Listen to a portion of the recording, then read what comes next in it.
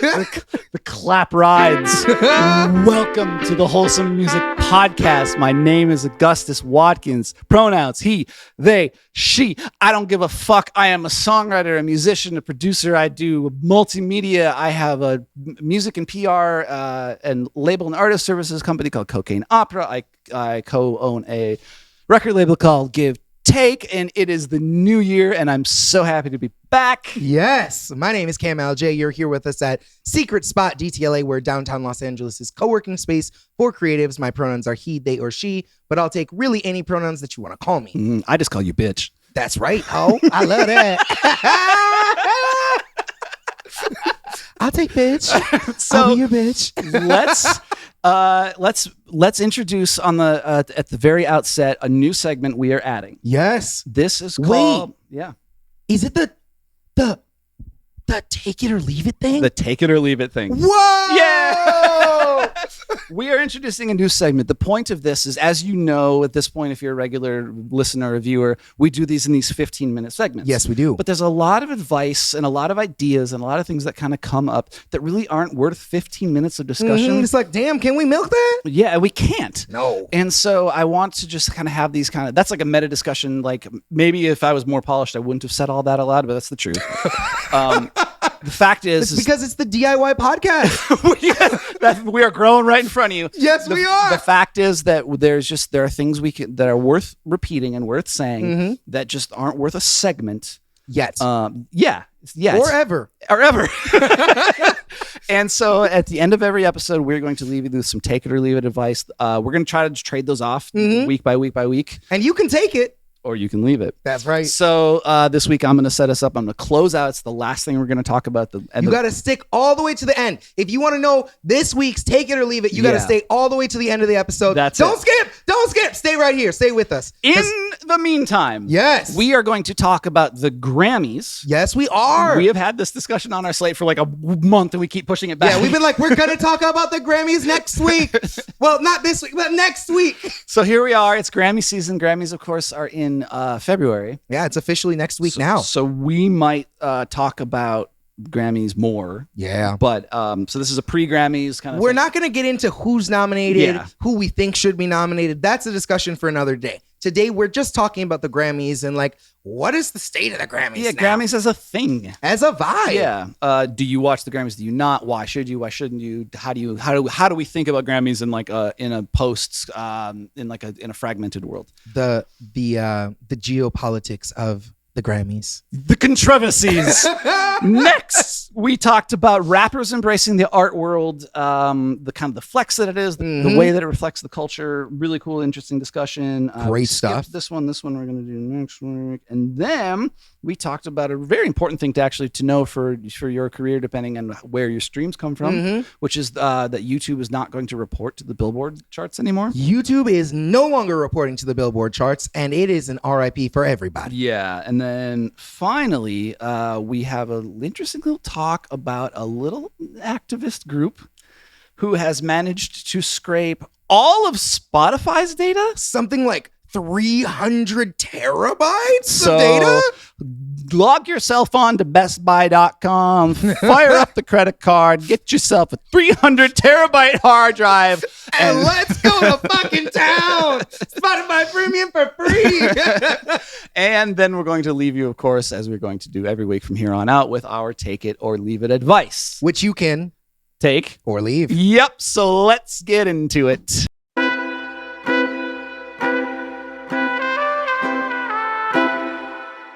Grammy season, I think it's safe to say, is officially upon us. It is. It's Grammy season now. Yeah. I wonder what your relationship is to the Grammys.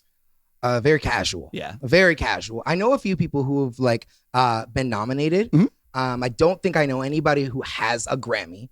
Not personally, not like in my phone. Yeah. I'm sure I know of people who we all know of somebody. Yeah. But I don't think I know anybody who's won a Grammy. I know a number of people who've been nominated. Yeah. And I think that's really cool. I think the Grammys serve the purpose of like, hey, there should be something that validates great music.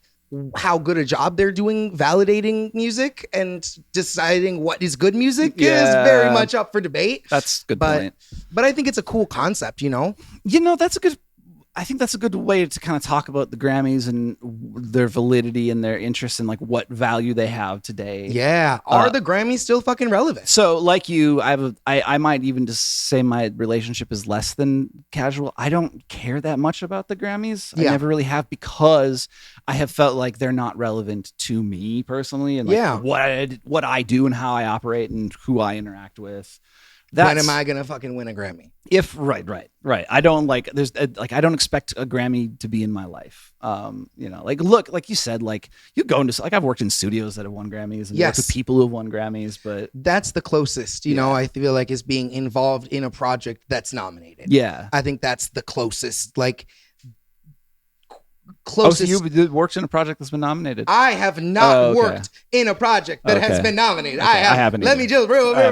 But I'd say that's the closest that like the circle gets currently. It's like, oh yeah, I know someone who was in a project and they recorded it and that project got nominated. Like I'd say that's the closest connection. Yeah. I know someone who's on Grammy voting board. Yeah. And I know a few people like that, but it's not like it seems so bureaucratic to me. Yeah. Even people who I know who are involved in the Grammys, I think feel that way, feel kind of like it's this bureaucratic ladder that has to be climbed and there are all these checks and kind of balances that are extra that nobody needs. It's not necessarily hard to be a Grammy voter. No. Like I imagine you would be qualified to be a Grammy voter. I assume I might be. You just have to apply. I'm not. I don't. I haven't applied. Yeah. I know a lot of people. Actually, what like have you voted? No, I know a lot of. I haven't. I'm sure I'd qualify too, but I'm not sure you would. I'm not interested. I don't. No, I've never been like, I really want to vote on the Grammys this year. I have been voted for Grammys because Yes, because I've had friends who have been qualified. And get out of here. Just been like, I had a buddy who's like, yeah, I just vote for you. Whatever you put out, I vote for you every year. That's really sweet. That is really cute. So I've you know, at least I know I've at least had a couple of Grammy votes. Yes. In my life throughout the years. That counts. That goes to show how like little it means to be on the Grammy voting, to be a Grammy voter. It is cool. I imagine that some portion of our listeners and viewers are Grammy voters because like I said, it's not like it's a pretty small tight-knit community. I think the thing is, if you know, I always am kind of saying I got to put my phone on do not disturb because shit's coming in. I'm always kind of saying that we need more. The music industry needs to be treated in equal ways to other parts of the arts and entertainment industries. Yeah. I have this feeling, you know, that like of all the arts, music is somehow the most commodified. Yeah. And this is one of my big kind of constant complaints. The way that like, you know, like people are like, well, I will pay for a painting and I will pay for the movies, but I expect my music to be free. Like, that's so weird to me. I would almost argue that your argument is against you. I would say the most commodified art form is physical art. Because that's the one people pay the most money Literally for. A commodity. Yeah. I think like, I agree. Yes. Maybe that's semantic, but like definitely I feel like people really value physical art financially. Like it's one of the best ways I think to store money. Mm-hmm. It's one of like those tax havens that people take advantage of. Well, that's it. And like music just never gets to be that way. No. Like it's so with a few occasional exceptions, and we do try to cover them when they happen. Sometimes like we covered a couple of weeks ago, somebody had like a $6,000 record that they pressed like 9 of or whatever, and they made a bunch of money, and like that thing will become like an object to art. Yes. Like, but this is weird to me that like art, that music, and this will come back to the Grammys, but this like it's weird to me the way that the music is not considered art in like there's even in like the fine arts world. We've talked about grants before. Yeah. One of the things that really frustrates me when you look at the grant world is they'll be like, all right, this is a fine arts grant. We're available to like support pottery making. Yeah. So it'll be pottery, fucking chairs are fine arts. Fucking chairs. Spoon making. Yeah. Not to mention, of course, the traditional painting and sculpture and multimedia and all of that. But then the minute you're like, well, I'm a recording artist, I'm a musician, it's like you're not art. You're a commercial artist then. You're not eligible. Yeah. You're not eligible. And then, of course, the theater has all of its grants and there's no... And then, but they're like, if you're like, I'm a musician and I work in theaters, they're like, no, that's not what this is for. And so for artists, and I promise this will come back to the Grammys.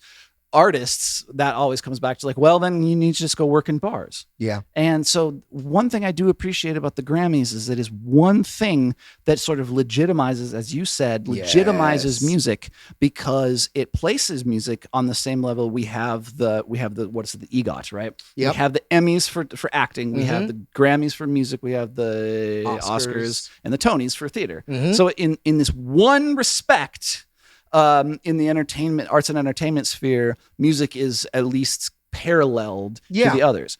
If there wasn't a Grammys, I would sit here and tell you we need a Grammys. Yeah, agree. You're right? Absolutely. But because there is, instead we can bitch about it. Yeah, absolutely.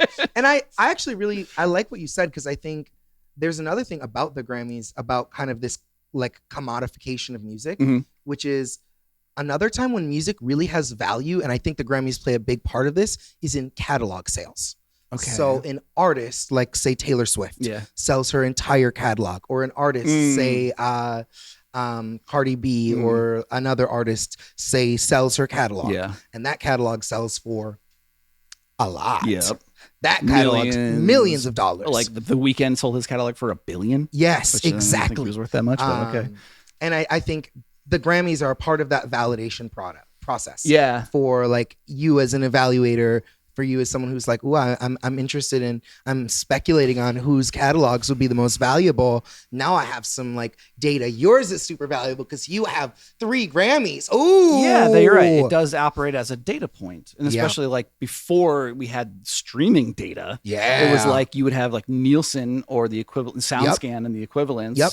And then you had Grammy might have been another just in sales numbers, and then Grammy might have been just another major data point. And then radio play. And Billboard. Right. And Billboard has its own problems. Right. Billboard is its own problem. Which we're going to talk about later, so stick around. Yes. That's just a plug for the next segment. Just stay with us so we get there.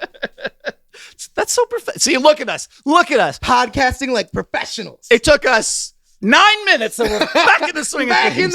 Back in the saddle again. So what do we think about, you wrote some questions here. Is it still a goal for musicians to be nominated by the Grammys? And if yes, when/what do artists need to get to place before they can be nominated? So let's break this down. Is it a goal? I think we kind of established, but do you think it's a goal to be nominated? I think for some artists, I think, and it makes sense for some artists, especially like if you're like signed to a major, or you have a large existing catalog, like your music is already being played terrestrially, then I think maybe it's time that you're thinking about submitting your work to the Grammys. I think this is even true for legacy artists, for artists who had success previously. Like I think of artists like Macy Gray in this category. Super worth it for someone like that to submit, because you have had a very large career. You're still influential in the music industry. You don't necessarily need to be like Kendrick Lamar or Taylor Swift to consider Sabrina Carpenter.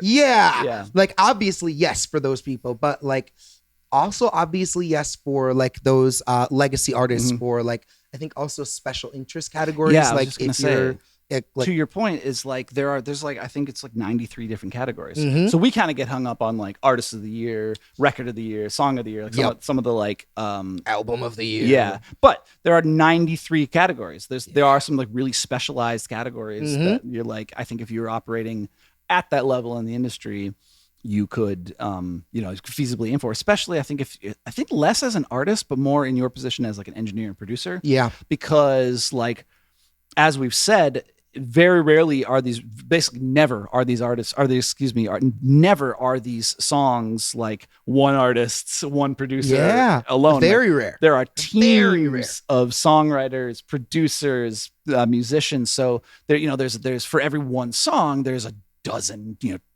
25 people involved in the song. Yeah. So like as a person who just kind of like works in the industry, there's, that's a reasonable, I think, goal. Yeah. As an artist, I'm not as excited about it. It's a little bit more challenging, right? Yeah. Because you're in you're in your own niche. You're trying to figure out what it is that you're doing. You've got your own thing going, and you've got to fit yourself into these other categories that you may or may not be interested in creating music for. Yeah. And you may or may not have already done so. And if you have, definitely submit. If you haven't, maybe it's not worth it for you to make an entire Grammy-focused record. But why not do it? Like, I don't think there's any harm for an artist in 2026 to go through and be like, hey, I want to make make an album specifically targeted at the Grammys. And maybe that includes working with specific producers, working with specific engineers, working with specific other collaborators, like other artists, bringing in other instrumentalists and tailoring your album to that goal. And I'll also say, in addition to those, the producers and stuff, look at what labels are like this year. Far and away, I looked at some of the data. This is not original stuff, and I will put the links to this stuff. But one of the things I happen to remember is that far and away, the record label that is the most represented in the Grammys this year is Interscope. Oh, that makes sense. So that's interesting. Or actually look at the agencies that represent these artists, which for many years, the agency that has been most represented in the Grammys is Wasserman. Okay. So there's if you're kind of working at that level, or even if Grammys, or if you're listening to this and you're like, Grammys are something I like, I don't give a shit about what these guys are saying. I want a Grammy. Yes. Then one of the ways I think you could look at that is I would actually think less about how you produce the work, and I would not get in your head about is this record going to make a Grammy? Because you got to make art. I'm too wholesome to say that you can make art to make a Grammy. You got to make it from the heart. But I will say that you can focus on who you work with, looking at management and looking at agencies and looking at labels and and seeing how they are represented in the big industry moments, and position yourself to meet the right people in the background. I would also say, I think there's a point to this of you could be specific about what you're into. So if you are, let's say you're a metal band, just making another traditional metal record is probably not going to be the easiest path for you to get nomination. Well, there's a metal category, but I'm saying there's probably even further down metal categories. You could do I'm saying niche down. Getting more and more specific, finding ways that if you're a metal band, cool, this isn't just a metal record, this is a progressive metal record, and then keep finding those things. If you see okay, who are the people who won the last 6 years, or who are the people who've had success in these categories? How can I do things similarly? How can I go to the places? I think a huge part of the Grammys that we don't talk about getting nominated is going and being a part of the Grammy events, being at Grammy voting parties. Yes. Grammy voting parties, meeting with other people who are on the boards who are doing that work. True. Yeah. So I think this is probably a nice way to wrap this up. If you are not a Grammy if you're an indie artist, I would say, then all power to you. Don't get hung up on Grammys. Yeah. Don't worry about it. There's lots of ways to express yourself, and there's still lots of work. And to the extent that there's any money out there, the money is not going to come from Grammy. The Grammy win? Yeah. No. If you are for artists who's out there thinking you know what, dog, I want a Grammy, then I would say that the conversation we had really exposes a lot of ways for you to think about that. Yeah. Including and I would to sum that up, I would think less about how you write your songs or how you present, perform, approach your art, and think more about how you approach your career, including labels, management, agencies, events, what you're doing, who you're engaging with, who you work with as producers, who you work with to mix and master your stuff, and what studios you work at. Yeah. I think those are really good tips. Last thought on the Grammys, I think it makes a lot of sense. If you don't want a Grammy, you should not feel ashamed for not trying. There is no pressure for you to be Seconded. I need to go get a Grammy in my life, or I'm not a real artist. Not true. Yep. Some of the greatest artists ever never won a Grammy. Right. But I do think if it is something that you want, getting specific, it's New Year's, right? Getting specific about your goals. Yep. Being this is what I want. These are the steps that I can take, and making a plan and accepting maybe it's this year, maybe it's not this year, maybe it's not the year after that, but we're going to keep building these relationships, making these connections until we at least get a nomination. That is such good Capricorn season advice from a Capricorn. One final thing to note, to build on that, yes, is that they call it Best New Artist. I have some data on here that I'll put on the link for New Industry Focus about how, basically these days, because of course A&R is broken. Yes. And labels don't really break artists anymore. No. Best New Artist should be renamed Best Breakthrough Artist, and there's a lot of support for that. Ooh, I like that. Because, and see if I can, I'll pull this up as I talk to see if I can actually find this. Best Breakthrough Artist is here a great category. Here's the 2026 field and roughly how long they've been releasing music. So this is the nominees for Best New Artist and how many years they've been releasing music. Wow. The Marias, 8.1 years. Had been releasing 8.1 years when they won the Grammy for Best New Artist. And they're nominated this year. Oh, and they're nominated this year. Leon Thomas, 7.9 years. Olivia Dean, 6.1 years, which is crazy because she's super young. Lola Young, 6 years. Addison Rae, 4.7 years. Alex Warren, 4.5 years. Somber, 4.2 years. And Cat's Eye, which is the only one that's like relatively new, which is 1.4. But of course, they're from the K-pop tradition. So that makes sense that they would be able to relatively break new group. Artist. But as far as like... And if you look at their members, they've probably all been performing way longer. Yeah. Longer than the Marias probably. So something to just to build on your point, if Grammys are something that you feel like could be in your future, do not be discouraged about not being there in your first year or two. No. Look at the Marias who have been at it for 8.1 years. 8.1 years to get the nomination for Best New Artist. Congratulations. Wow. Yeah. So, like just stay steady on it and listen to this one. Be strategic.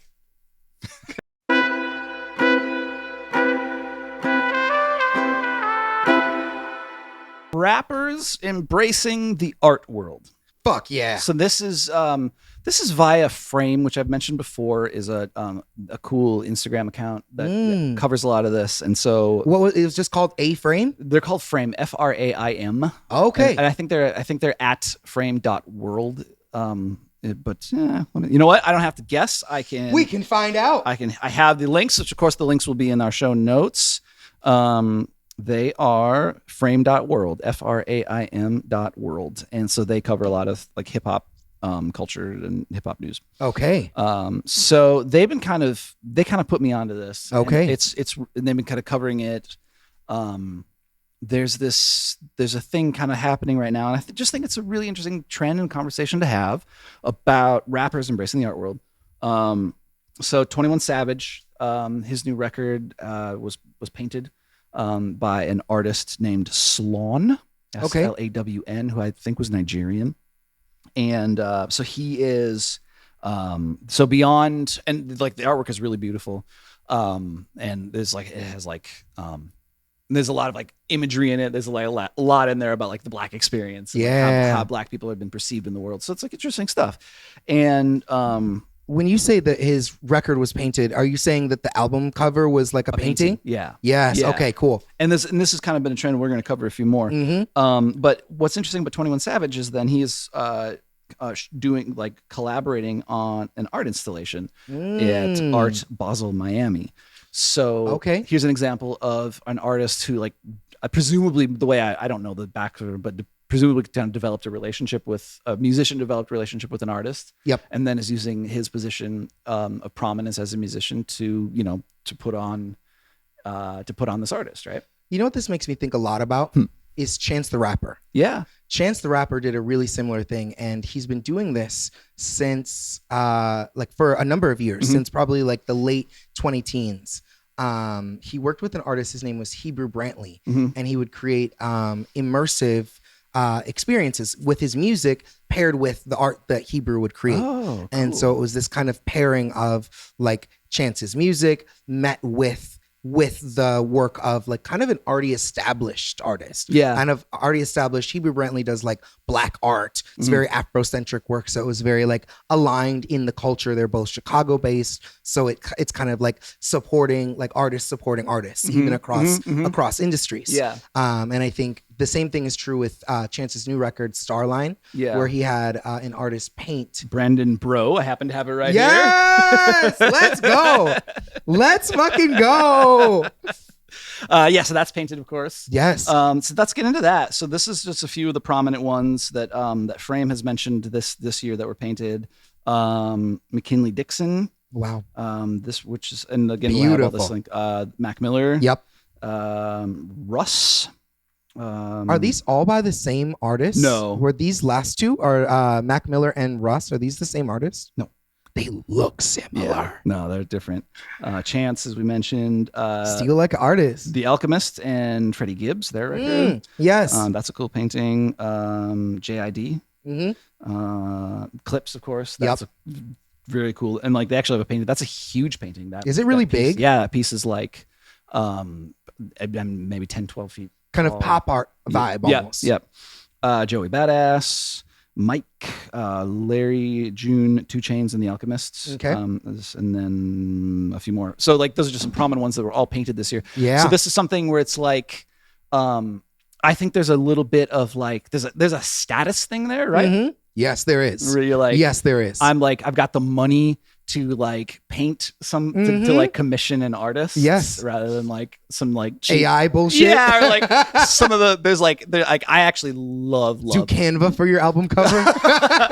Don't do that. I love there's like the era of like rap where the artists the graphics are like clearly super cheaply done. Yes, with it's like clip art on yes, there. Like of course. I just love those covers. And the OG just the artist profile, just the headshot with the parental advisory sticker. Classic throwback. Give me that all day long. But this is stunting, right? This is like this is cool. This is something different. Yeah, I like it. And so there's the kind of a trend right now. And the other thing it kind of reminds me of is our old friend of the pod, Kanye. Yeah, kind of very prominently going into fashion. A lot of there's like it's another thing that it's not just a Kanye thing. A lot of rappers and artists will go into fashion, transition into fashion, and fashion merchandising. One, because there's so much money, right? There's all the money in clothing, all the money in makeup, and in fashion. Makeup's a good one. So those are two very great transition points for you if you've already built a brand, but you still need to build your wealth. Right. Because we've talked about over and over and over again, there's just no fucking money in this. No, but you could get a lot of people to hear you, and you could get a lot of recognition, but you might not have any money. Yeah. So you might have made a lot of money, but all of your money belongs to somebody else. Yeah. And all the money you're making still goes to that person. So once again, we are talking about this thing that happens in music over and over and over again, which I think you kind of need to be prepared for if you're having a music. This is your thing. Yeah. If you want to be in the music industry, which is like honestly like no shit. If you're doing this, you want to do it. It's part of the reason why we're doing this. Yes, it is. You have to have like different ways to approach. Diversify. Diversify. So, diversify everything. All your income. It shouldn't be, oh man, I make a 90% of my income playing shows. No, you don't. You should make 10% here, 10% here, 10% here. Maybe you have one big money maker. Like there's always going to be something that's like 80% of your sales come from 20% of whatever it is that you do. Right. That's the you're gonna have classic 80-20 principle. Yes. You're going to have that main core thing, but you got to have the things around it to support you and help you build stability. Yeah. Side note, this just puts you on to some shit. Look up, if you're not aware of the 80-20 principle. Yes. As you build your career, we should maybe talk about that like in a more specific way. That'll change your life. Yes. So going back to painting, especially if you follow it. If you don't do what I did, and you're not like, well, I am getting, maybe I could get another 80%. No. Lock in. A couple more to note. Kid Cudi has reinvented himself as Scotty Ramone, which I think is his. I missed that. I think that's his government name. I think the Scotty Ramone. I think that's his name. That's very funny. So his debut exhibition is set to open January in Paris. Oh, he's rebranded as an artist, like as a visual artist. That's less funny. So, it's more funny if Kid Cudi's releasing new songs as Scotty Ramone. Yeah. Like, wow, bro, you're really like, maybe you're doing like some Ramone shit. Yeah. Maybe you're really going into like God, Kid Cudi, stop, put down the paintbrush, call Cameron, and book a session here at Secret Spot DTLA. Scotty Ramone. We're gonna do a punk project. 3 chords and the truth. Yes. with Kid Cudi. So he 1, 4, and 5, fuck the 6 minor. It's all day. just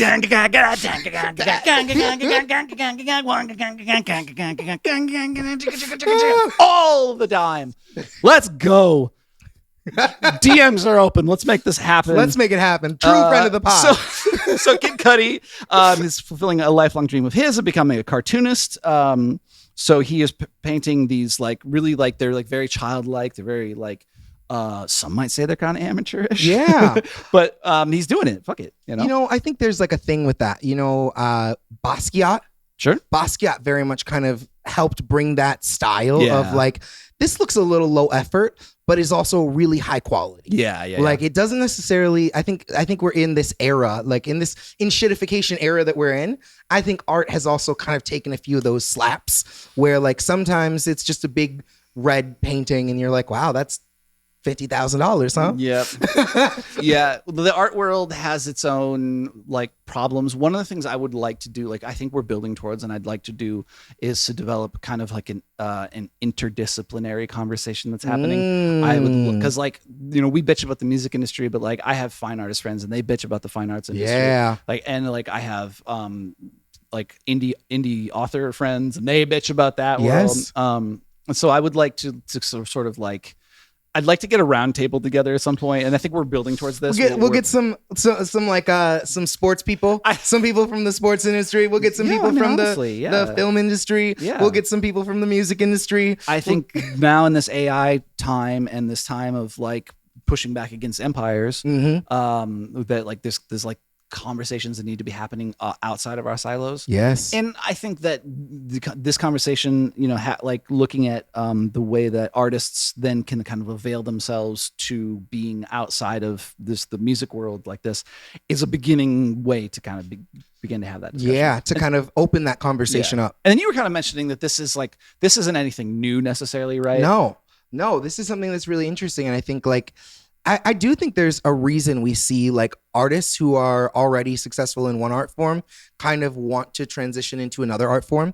One, because we're all creative and we don't want to go work for Target. Yep. But also because I think these are ways that we can express ourselves. Yeah. Whether you're expressing yourself through song, you're expressing yourself through a painting. Yeah. Fashion, through sculpture, fashion. whatever. It's all yeah. different forms of self-expression, and it's all tied to the culture. Yeah. And so these are different ways that we can like put our cultural identity out and help shape that for other people, especially if you have a brand, you can kind of help shape that entire cultural conversation. Like, how do people like you dress? And if you're into fashion, you can kind of shift that and be like, well, you thought that I was going to dress like this, but now I dress like this. Yeah. And you can own this. Yeah. And you can buy it and everyone else can do it. And now it's fucking normal. Yeah. Yeah. And I'm get paid off of that. And I'm going to get the check. This is this thing. And we've talked about this, how like musicians are really expected to like make their money elsewhere. Yes. This is who's the Wicked Witch of the West? Ariana Grande. She said like, I'm not really doing music anymore. You said the Wicked. I was literally thinking Wicked Witch of the West, and Yeah. you were just thinking Wicked. You were thinking Glinda the Good. Yeah, she's the Glinda the Glinda Good the Witch. Good. She's kind of talked about how she's dropping out of music, and I was thinking about it, and I was like, of course you are, dude. You're a talk show, you're a game show host, and like you're liable to TV make personality. so much more money Actress, like, acting and entertaining and being on TV than you are making music. oh yeah, and like be able to do it for longer. Yeah. And be able to do it for longer. Yeah. Because I feel like the shelf life of a top tier artist, maybe you're lucky you get 20 years. Oh yeah. Lucky. Yeah. Lucky you get 20 years on the top. Oh my God. And then you're expected to like Maintain. Yeah. And so like we've all kind of seen there's like you mentioned metal in the last segment. Like you can kind of go at any point now and see these like touring metal acts. I like metal's like a really great example of it. I think with the subculture like really does value the live aspect of it. Yeah. And so there's these really established metal bands who've been at it for 10, 20, 30, 40, 50 years. And they're still they're playing the club circuit. And they come to your town once or twice a year, every year. And they have been since 1996. Yes, of course. And that's just what they do. And everybody who came in 96 still yeah. comes. And, and what's crazy is like, if you could maybe sell like one painting, you could like make your whole money that you would make on tour off of that. Yeah, you could. So diversifying is meaningful. It is. And I think it also does say there's like, you see a lot in the comments on Frame, Mm-hmm. where it's like there's a lot of like the P word privilege gets thrown around Yes. a lot. Yes. They're like, oh, Kid Cudi, you're so privileged now that you have this opportunity to paint. And like, Oh, that's true. Art is privilege. Yeah. Like, to be able to pursue art is a privilege. Absolutely. It's not like,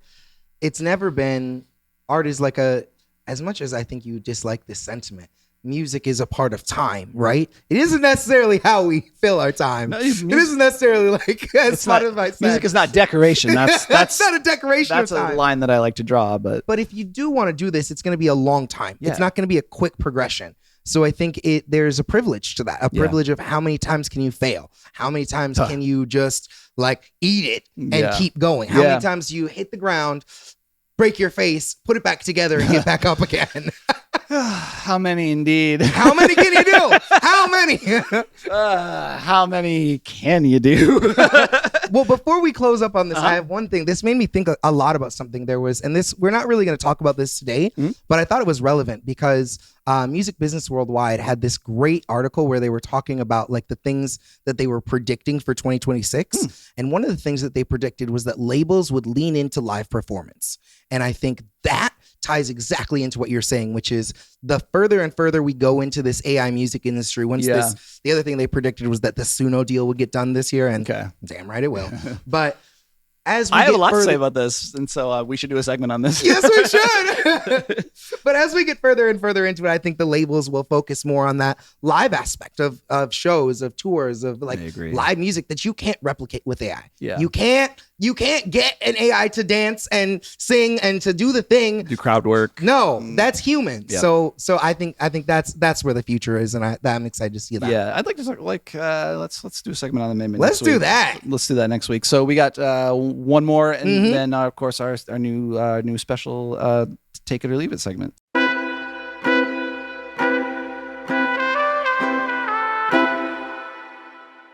The U.S. Billboard is changing their streaming rules as YouTube reacts and stops supplying data. Shit. Yeah. So YouTube big. YouTube is big, and they have been supplying data since 2013 to Billboard. It's a long time. And are going to stop. That's actually more than a decade. Right. That's like 15 years. Almost 15. Yeah, it's 15 years. Well, yeah, almost 15 years. Almost 15 years. That's crazy. Yeah. That's actually really weird to think about because like we're old. Yeah. We're old. Yeah. And I'm like, YouTube just recently started sending their information. That's the like, okay, Grandma, let's get you to bed meme. I know. Oh. When I was a kid, YouTube used to not send. Yeah, okay. When I was a kid, there was no. You used to have to go to Best Buy and get a goddamn CD and pay $22, which is enormous money in the 90s. Big money. It still is, but it really bread. was, right? Yeah. And then you had to like get home and then in this tape CD player. Yeah. Yes. Yeah. Like this is the meme you should overlay that. This is the okay, Grandma, let's get you to bed meme. But now you spoiled children can you have it all. You could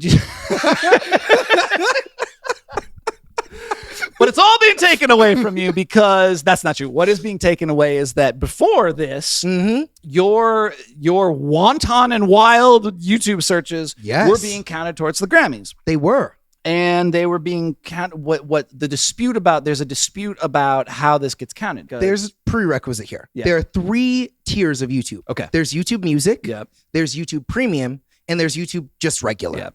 And those are the 3 tiers we were talking about specifically in this discussion is YouTube Music subscribers, people who are like, yo, I'm paying extra just to have YouTube as my Spotify replacement or as my Apple Music replacement. That's one tier. Second tier is YouTube Premium. I'm paying YouTube extra money so I don't see ads on any videos, whether it's music or any kind of video content you want to watch. Third tier is just free. I just have a YouTube account. I gave you my email and I created an account and I watch stuff. Exactly. And I gotta watch like a St. Jude's probably ad. 2 ads. Yeah, before I can watch this Bruno Mars video. So The controversy here. I really like saying controversy instead of controversy. The controversy. The controversy is that very British of you. I think like British English sucks, but I do think one of the things we should take from British English is controversy. There's some elegance to the aluminium. There's some controversy to the elegance of the aluminium. I will say that. Billboard is revealing changes. Billboard 200, one album unit equals 1,250 paid or subscription streams. Wait. Say that line again. I'm gonna finish. Let me get to the end of it because it gets even weirder. Okay. Billboard 200. One album unit equals 1,250 paid subscription streams. Those are the first two tiers you said. Yeah. Or 3,750 ad-supported streams. This is the third tier you mentioned, the free tier. This is the St. Jude's Hospital ad. Exactly. So somehow the Billboard thinks that because you're not paying for YouTube, that your streaming eyes and ears and time is worth less. Worth a lot less. Yeah. Worth a lot less. Like, how many times less do you think? I can't do this math, but the ratio is 1 to 2.5 versus 1 to 3. So I don't know how to make that math work, but it's a whole ass ratio. It's a lot. Yeah. It's essentially like, I think it's more than 3 streams. Like it's like 1,200 streams. It's like, so 1,200 streams different. So it's like, yeah. Which is like, I think I don't know. That's a lot. It's a huge discrepancy. Yeah. And I think part of the discussion here is like, how do you know it's not a bot? If you've paid, I can prove that it's not a bot listening. If you are a subscriber, I know exactly who this is, that's a good point. What it is, like where that stream is. So it's validating the validity of the stream. It's letting you know, hey, this is a real person. They listen for this much time, yada, yada, yada. You can still get the time metric from anybody. So that isn't relevant, but the validity of the account is kind of the meat and potatoes. That's a good point. So YouTube has said it used to be 1 to 3. They've changed it to 1.1 to 2.5. So they're saying, so Billboard is sort of admitting that a unpaid stream is worth something closer to a paid stream. The thing is, it's something like 9. I can look this up right now, but I believe it's like upwards of 90% of people use YouTube free. As a response to that, because YouTube disputes this whole concept, they are saying YouTube wants all streams to be counted equally on the Billboard charts, regardless of whether they come from paid subscriptions or ad-supported services. They're saying that because Billboard won't count streams the way that YouTube wants them to count streams, they're no longer going to provide any data to Billboard. They're just kind of taking their toys and going home. Wow. So this will kick in January 17th, so in a couple weeks. And Billboard will no longer have any of YouTube's data. It's such a big deal for the Billboard charts and for independent artists particularly. Yeah. For artists who aren't streaming on Spotify, for artists who aren't doing huge numbers on like Apple Music or Spotify, you're probably your biggest platform, your biggest listening area. Numbers on YouTube. Well, I mean, think about songs like Gangnam Style. Right. That song had over 1 billion streams on YouTube exclusively. We're not talking about any other platforms. We're talking about 1 billion streams on one platform. And now that platform is saying, yeah, no, that doesn't count. Yeah.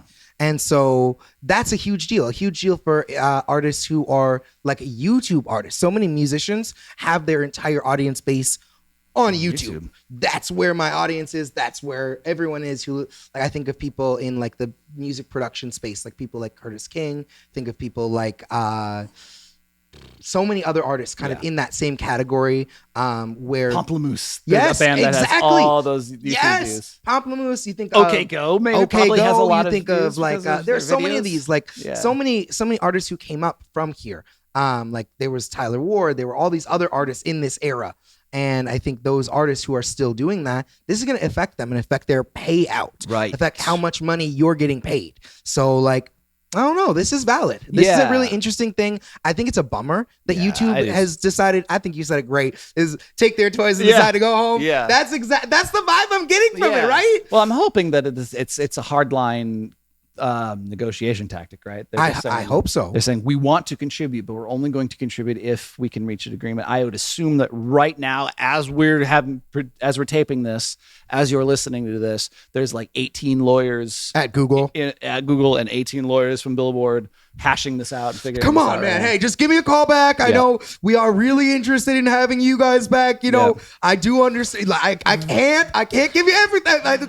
The memos are flying right now. This is redacted. Outlook is just screaming, getting those emails out. People are pinging each other. People are circling back. Spreadsheets are on fire. Yeah, people are having meetings to set agendas for other meetings. You know it is lit right now. It's on fire. It's on fire. So I predict, I don't have any real information on this, but I would predict that because this is important for YouTube and their desire to be seen as a legitimate player in the music industry. Yeah. And of course, we've talked about how they report how much they pay. YouTube is a major payer. In the music industry. Absolutely. It's like, I think we kind of forget, some people maybe forget like how important YouTube is to the music ecosystem financially. So for them to be not reporting is a major kind of like, it's a dispute that I think really speaks to like the legitimacy of YouTube versus the legitimacy of Billboard. And I think it also is like a little bit of like a preview of, or maybe a continuation and a preview of one of my 2026 predictions is that we're going to continue to have in the entertainment industry these kind of disputes that really are about where the power center lies in the music industry. Is, you know, for film and television, is it in Hollywood or is it in Amazon and you know, is it old school Hollywood or is it Amazon and Netflix and Apple TV, right? And I think for the music industry, is it UMG, Sony, and Warner, or is it Spotify, TikTok, and YouTube? I'd say the latter. Well, I would say the latter. Yeah. At this point in the music industry, I would definitely say it's Spotify. Yeah. It's TikTok. Yeah. And it's YouTube. And then of course, obviously, like the bomb, of course, that's going to blow everything up is AI. So, and everybody's kind of fighting around that. So I think this story probably illustrates, in my perception, like illuminates kind of this dividing line that's happening between the old school and the new school industries. And I think that fight in my 2026 prediction is these kind of fights are going to continue. Yes, I think so. I think very much so. And I actually think this is a great move on YouTube's part, even if it doesn't work. I think it's letting people know, look, and I think we'll see it. I think you're going to see it on the Billboard charts. You're going to see a change. Yeah, absolutely. I think you'll see and I think labels will care a lot about this. I think like labels will care probably the most about this because it's a huge amount of work and money that is not getting reported on their artists that they want. Yep. And to them, like, it's a great vanity metric to be like, here's my artist's YouTube video with the music video, because the music video isn't making money on its own. Right. The music video is probably going to live on YouTube, where hopefully it's going to garner some views there. Yep. And that AdSense, that whatever like AdSense you've got going on, whatever other monetization you have there is valuable. But also all of the streams from that are counting towards your artist charting. Right. And that's been the value. So those two things have been tied together. Right. And now they're getting torn apart. It changes the incentive to make a banger ass music video. Yeah, which has already been going down for the last like 10 years. Well, the last 50. Yeah, but it's been going, but I think the 80s, the 80s music videos were banging. The 90s music videos were still pretty powerful.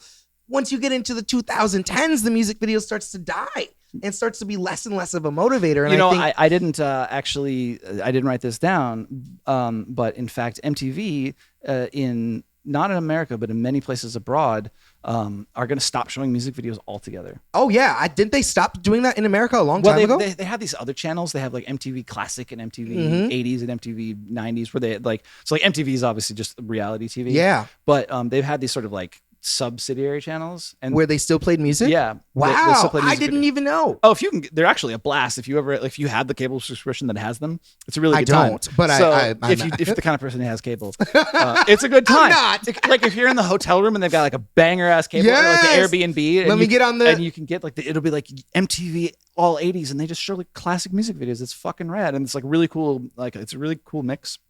And so they're discontinuing this. That goes to show you, like they're in basically globally everywhere except America.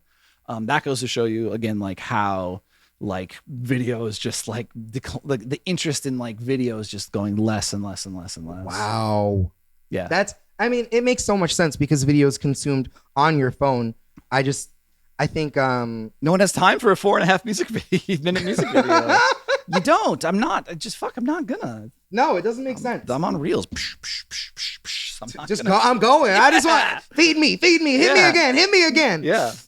Yeah. I wanted to make a quick correction. I said it was about 10% of users. It is about 10% of users on YouTube who have premium. To give you like their actual data, there's like about YouTube had over 125 million paid subscribers and music and paid subscribers for premium and music as of early 2025. And that's out of billions of users. So 125 million out of close to like 2 billion users. Right. Yeah. So well under 10%. Yeah, that's really, really low. Okay. So yeah, I could see where, and of course, I think the other thing is probably YouTube. I wonder if this is like, is a little bit of a peek behind the curtains on how YouTube 2.5 billion users. Okay. Wow. Monthly active. I wonder if that's a little bit of a peek behind the curtain on how YouTube thinks of its business. Yeah. Like where their money is and their incentive is. Like they're always advertising you to get premium, but like I don't know that they actually have a huge incentive for us to all go premium. No. Because I think they make plenty of money on ads. I think ads is the way to go for them, and it's just this nice little cherry on top. It's an additional it's part of their 80%.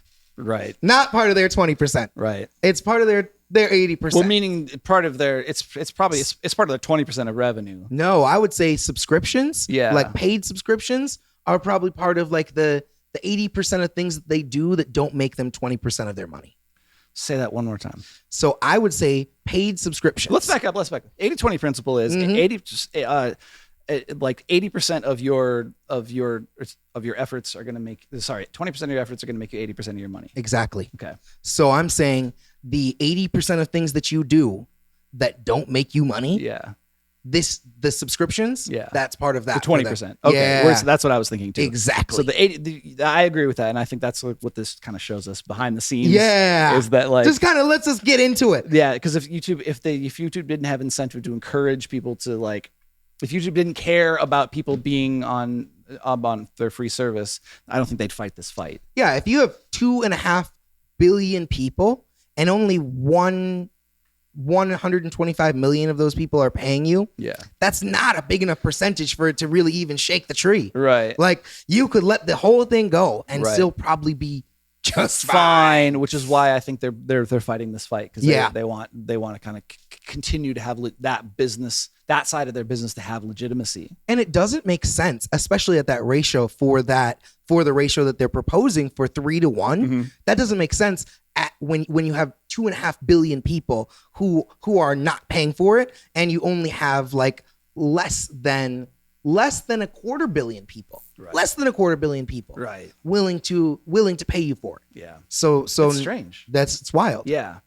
So, that's a little bit of big dust up in the music industry. A little shake up. We're going to track this. I think this is going to evolve as the year goes on. Yeah, I want to see how this goes. I'm curious to see how it affects. We'll kind of keep our eyes on the charts, see if things change there, how we see this progressing, how like YouTube's lack of presence in Billboard affects the charts, and we'll keep you updated from there. We most certainly will.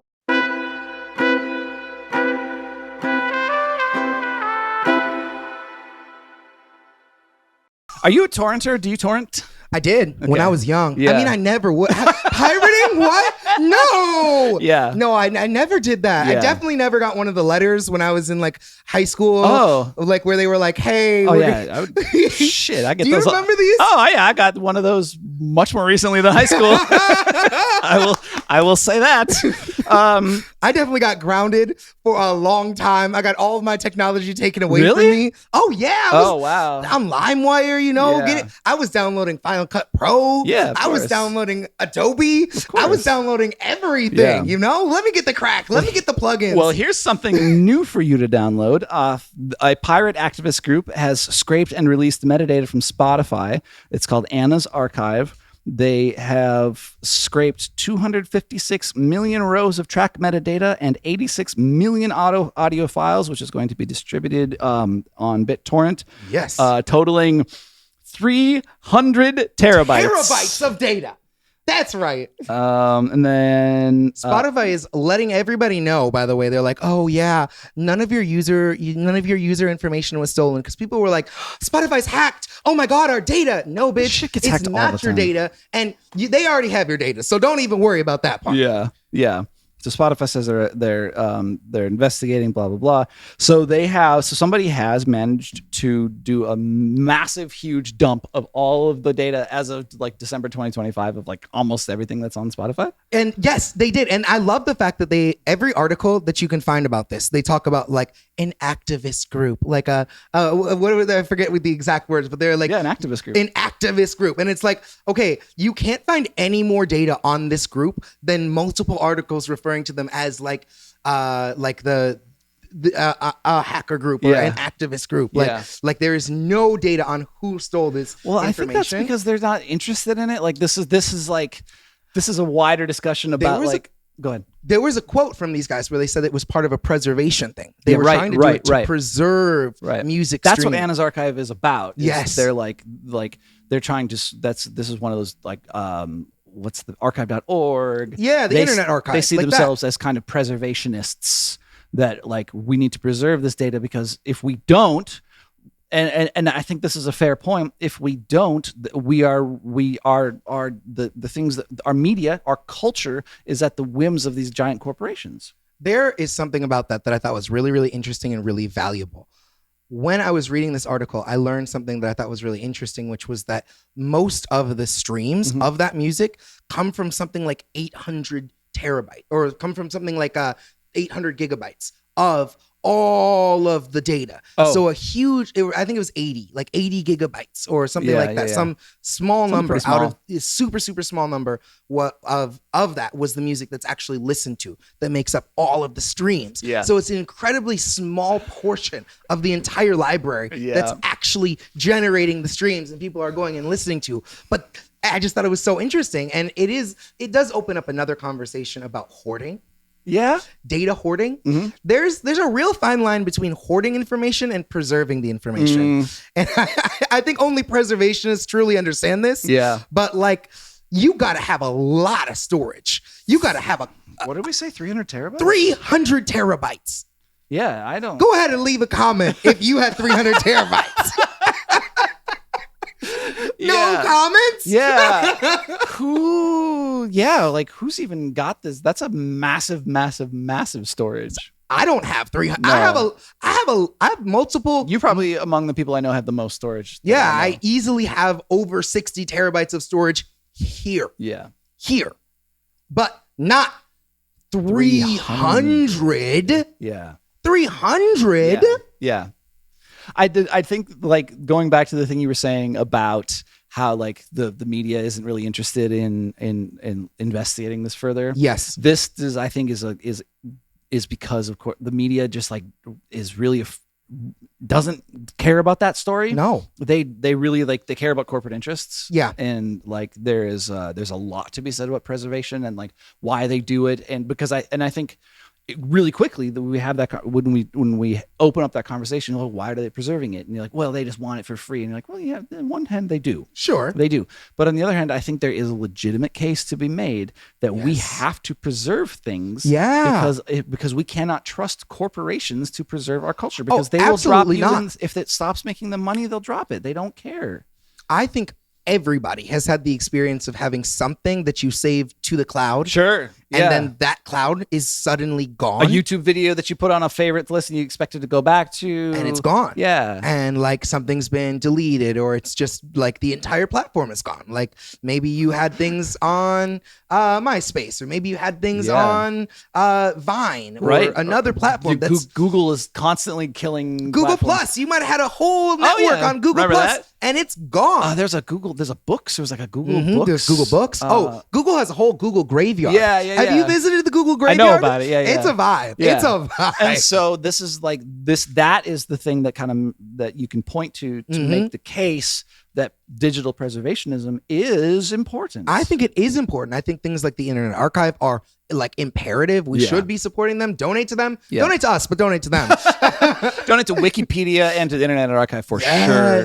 Because those, and you know, there are physical versions of this too. Like I think about this in relation to things like seed banks, where we go and we keep all of the species of plants that we know of, and we keep them underground where it can't burn, where it can't freeze, where bomb can't get to it.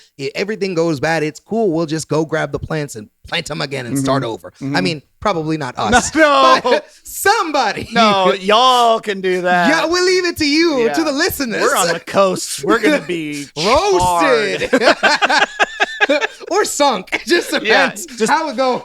To be fair, we may be sunk instead of burned, but we're dead. But y'all can handle that. You got it. Yeah. Before we move on from the Spotify thing, I do think there's one last thing I have on this, which is like, it's kind of ironic for Spotify, because Spotify is like the OG of being like, oh, you want music for free? Yeah. I got you. Yes. I'm going to give you your shit for free. Like, this is the OG pirating system. Like, if you actually go and like listen to Daniel Ek and to the people who built Spotify, he actually did take people from LimeWire and from Pirate Bay while he was building Spotify to be like, actually, hey, do you think you could do this? Do you think you could create a peer-to-peer shared network with Spotify in the beginning, in like 2000, whatever year it was? Yeah.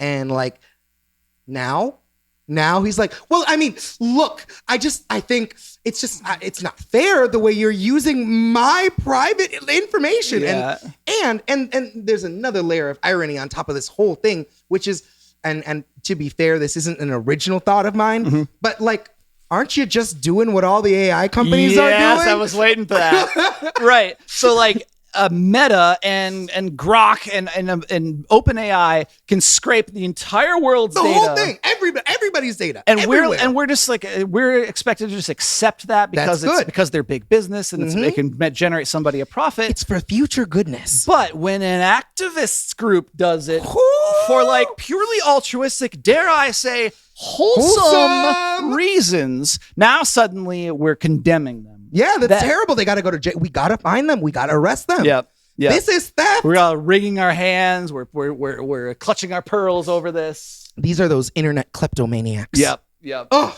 stealing our music 300 terabytes at a time. I would rather, I don't know about you, and I don't speak for everybody, but just personally, I would rather my music be stolen by hackers and listened to by interested people than use it to subsidize Spotify's billion-dollar war criminal machine. Sorry.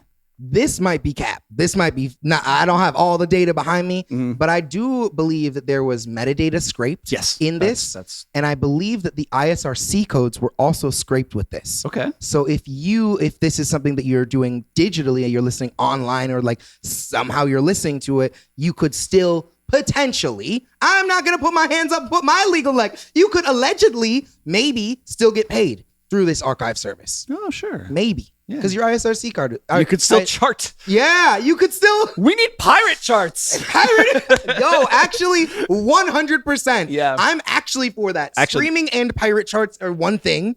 Everything else. I would say streaming is legit, so that goes to Billboard. Nah, streaming's. We need straight up pirate charts. Just like, well, this is my thing. Is I do think we need.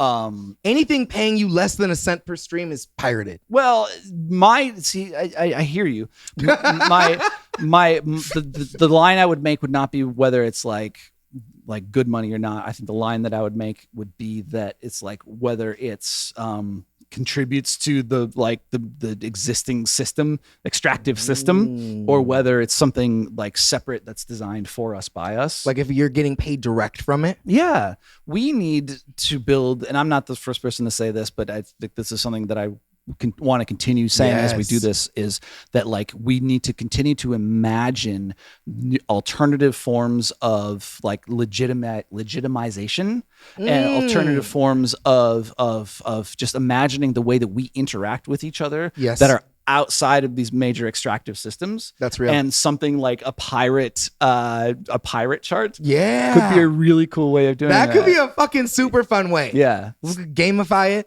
make it a vibe. So like this is something that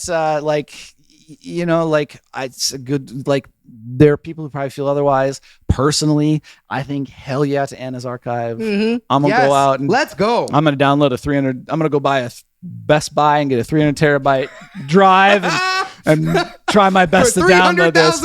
It'll take like 9 weeks on my like Comcast internet connection, but I'm gonna get it. By the end of the year, if you download it, you'll have it here. Yeah, for real. So, hey, if you're out there and you've downloaded this, hey, leave us a comment. Shout out. Yeah. Larry Ellison. Is Larry Ellison on that bitch now with his Oracle shit? Yeah, and he's somehow connected to the CBS thing. So the Child Protective Services shit? CBS. Oh, I thought you said CPS. Yeah. So no, he's definitely connected with the CBS. Yeah, because Ellison's son owns Paramount. Yeah. So and then that's the Barry Weiss thing. So like it's bad news. TikTok is bad news. Yeah, it's course. but we're just talking off camera. We're getting. Thank you for having for following us on TikTok. For those who do. Engaging in the comments.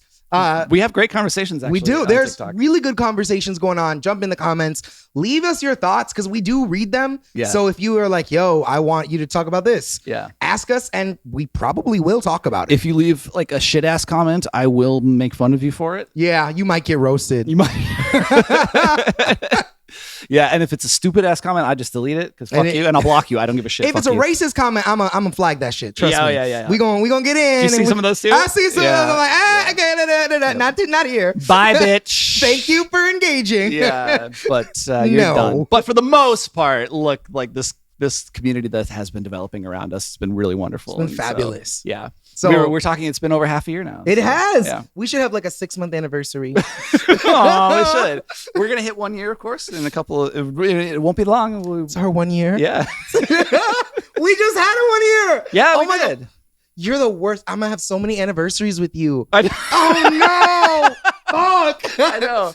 Yeah, we did have our 1 year for the open mic that we run weekly. It was amazing. That was a really nice night. And we have a lot of our open mic community, I think, who watches this. So thank you for watching this. Thank you for joining us there. If you're online and you're in LA, come in person. It's just as fucking fun. Dude, it's a rad time. It's a fucking great time. Yeah, and it's like I was gonna say, like, it's not thanks to you or me. Oh, it's thanks. But it's thanks to our community. Cameron is a wonderful host, though. So no. Although I just sit here and I pour drinks all night. That is true. We will keep you hydrated. We'll keep you hydrated. We will do that. So before we leave you with our take it or leave it advice, I just want to say, of course, thank you for watching. Thank you for listening. Subscribe. For liking. Share, smash join the channel, do hype, all the things. Is hype? Touch the buttons. I haven't seen hype. Is that back or is that dead? It's still there, but we might not be valid enough yet. Oh, okay. You might not be seeing it for us. We're too small to be hyped. We're too lit. We don't have enough hype yet. You gotta subscribe to us so we can be hyped. So we're too small to be hyped, and we need to be big enough to be hyped, so that we're until we get too big to be hyped. Then we're gonna we're in the weird, we're in the in between. Look, we're like, and I think that's we're in the upside down to be topical. And I've been thinking about this a lot, and like part of the reason why I like doing this and why we called this the DIY podcast about DIY music is because we really are doing this in front of you. Yes, we are. We are like figuring this out, growing. it's a lot like being in a band. It is. And you have to show up every week and just figure it out. Are you coming to rehearsal? Yeah. I'm gonna be late though. I don't feel like it, but I'm gonna do it because I'm committed. And like, I'm tired this week. Some gigs are better than others, but you do it. Look, rehearsal's got to be short this week. Yeah, my grandma's in town. I gotta go. Yeah, this is like I gotta catch a plane.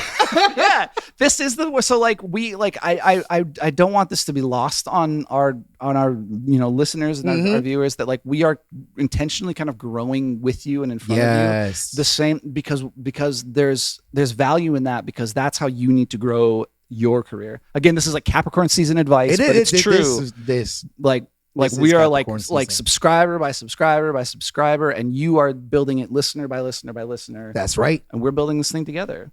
Let's end off now with our take it or leave it advice. As always, this is just a little piece of advice. You are free to take or leave. It might not impact you. It's just a little piece of advice that we offer you before we close out. This week's take it or leave it advice is from me. It is quite simply back up your files. Ooh. It is the new year. Take a couple of hours, get all of your music files, all of your sessions, get them off of your laptop, get them off of your iPad, get them off of BandLab into at least one other place, an external drive, get them onto the cloud. You are a big proponent of the Google Drive. Google Drive is free. Dump everything into Google Drive. So take it or leave it, but this one you need to take. Until Google kills it. Yeah. Which is why you need to have a physical copy. So I encourage you to back up your files. That is your take it or leave it advice for this week. Thank you for joining us, and we will see you next.